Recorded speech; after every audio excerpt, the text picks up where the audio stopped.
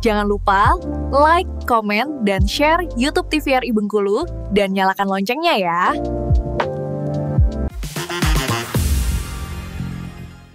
Obrolan pas di sini pemirsa opini, dan kita akan kembali lagi ngobrol bersama dengan Arif di sini sebagai seorang pejuang hemodialisa.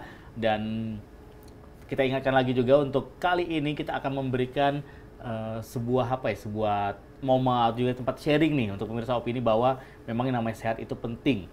Sakit itu adalah yang paling mahal sebenarnya. Kalau untuk sehat itu murah ritnya. Seperti mau jalan kaki, olahraga juga bisa, makanan buah-buah, sayur mayur juga yang harganya ada yang terjangkau. Dengan 10.000 kita bisa makan dua macam sayur udah kenyang gitu. Nah, bagaimana pola hidup kita lagi yang tinggal mengelolanya biar tetap sehat terus untuk jangka panjang, karena investasi yang paling penting itu adalah investasi sehat. Nah, untuk Arif lagi nih, Rip. Sekarang kan sudah menjalani hari-hari nih sebagai seorang pejuang hemodialisa.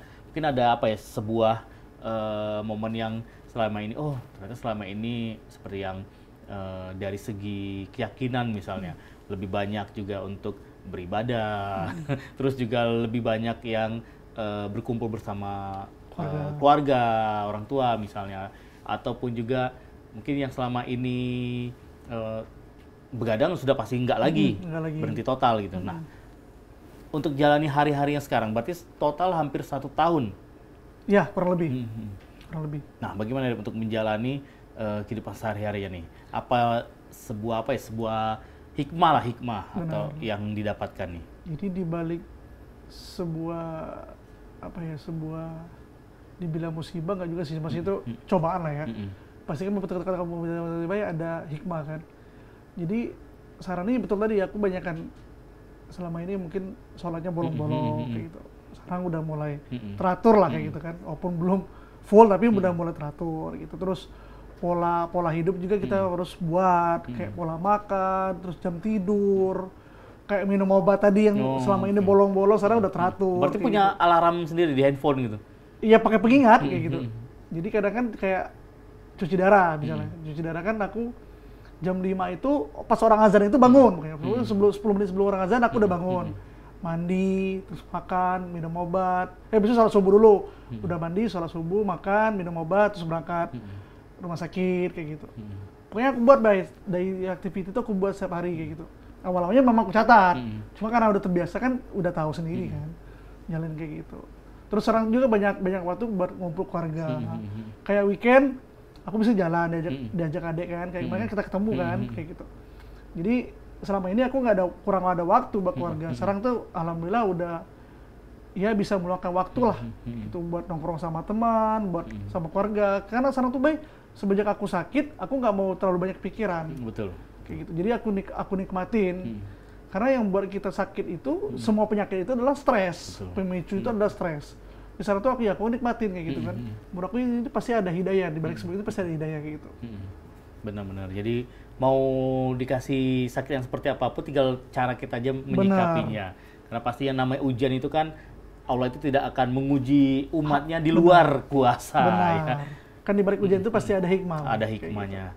Gitu. Nah, kalau untuk hari-hari ke depan nih, Rip, untuk Arif sendiri dari segi aktivitasnya ataupun juga ke depannya mungkin punya rencana apa gitu? Ya aku sih rencana sih masih sementara ini sih masih fokus ke usaha kayak dulu baik. Cuma mungkin kedepannya mungkin kalau rezeki nanti mungkin bisa mau mengembangkan lagi. Cuma kan itu kan baru planning dulu nih kayak gitu. Kita nggak tahu kedepannya kan rezeki kan. Cuman sementara itu dulu sih gitu. Nanti kita terlalu banyak harapan ke depan, ntar gagal malah kayak gitu. Benar. Jadi aku kepikiran lagi. Benar. Jadi sekarang tuh aku tuh nggak bawa terlalu banyak planning baik. Jadi aku jalanin aja gitu baik. Jalanin, syukurin kayak gitu. Minta sama Allah kayak gitu. Oke, nah kalau untuk sama-sama teman-teman nih, Rip, pejuang hemodialisa. Kalau untuk di Bengkulu sendiri ada wadah tempat komunitas atau mungkin pertemanan yang dari satu orang akhirnya sering ngumpul sehingga satu sama yang saling mengingatkan dan juga saling berbagi info. Sharing gitu maksudnya. Kalau di Bengkulu sih komunitas sih setahu aku belum ada ya baik kayak gitu. Aku malah banyak temennya tuh di TikTok baik. Kamu percaya nggak baik? Aku ada salah satu teman namanya Dr. Grace. Dia itu dokter gigi. malah dia penyakit pasien gagal ginjal loh. Oh, Serius, dokter gigi malah. Jadi aku temenan sama dia di TikTok. Jadi kalau di Bengkulu aku malah sedikit ada sih, tapi kita nggak ada komunitas. Malah aku banyak temen tuh di TikTok. Jadi di TikTok itu ada dokter, ada yang dia punya usaha, kayak pengusaha gitu. Ada yang entrepreneur, pokoknya semua kalangan banyak itu. Jadi saling motivasi. Oke, nah kalau yang Arif dapatkan cerita dari teman-teman itu, riwayat mereka hingga akhirnya menjadi seorang pejuang hemodialisa sama nggak sama kayak Arif riwayatnya? Mungkin sering minum manis, begadang, jarang olahraga gitu. Rata-rata sih ada yang sama, Bay. Karena kan aku bilang tadi, Bay, pemicu gagal ginjal itu kan ada 4 setahu aku ya. Kayak darah tinggi, ada diabetes, batu ginjal, sama asam urat. Ya mereka ini pemicunya beda-beda, Bay. Ada yang sama kayak aku, ada juga yang beda kayak gitu. Kayak dokter Gas itu sama, dia di darah tinggi, sama minum hobi manis. Makanya bilang kan dokter aja bisa sakit, aku bilang. Ternyata sama-sama manusia kan kayak gitu, Bay. Kayak gitu. Dokter aja bisa sakit. Godaan minuman-minuman sekarang yang manis, waduh, apalagi siang-siang minuman es teh atau juga sirup-sirup yang lain. Aduh. Makanya selama aku kalau lebaran tuh gak aku sentuh tuh kayak sirup-sirup, kayak soda-soda gitu aku nggak berani. Kayak gitu. Oper sedikit tuh aku berani. Paling aku, ya itu tadi, kalau aku pengen ya paling minum RS lah, sesekali kayak gitu.